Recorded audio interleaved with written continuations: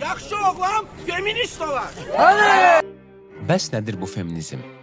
Feminizm sözündəki femina latın dilindən qadın mənasına gəlir.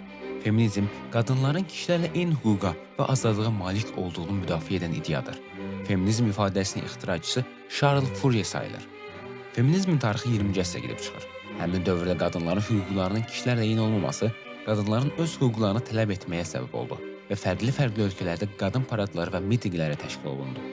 Bu hadisələrdən sonra ABŞ-da 1920-ci ildə qadınların seçki hüququ ilə bağlı qanun qüvvəyə mindi.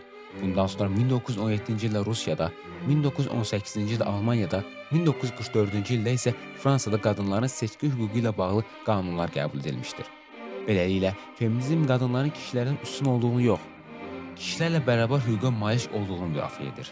Onu da unutmayaq ki, Şərqdə qadınların ilk seçki hüququ 1918-ci ildə Azərbaycanda verilmişdir. Bəs sizcə, Azərbaycanda feminizm varmı?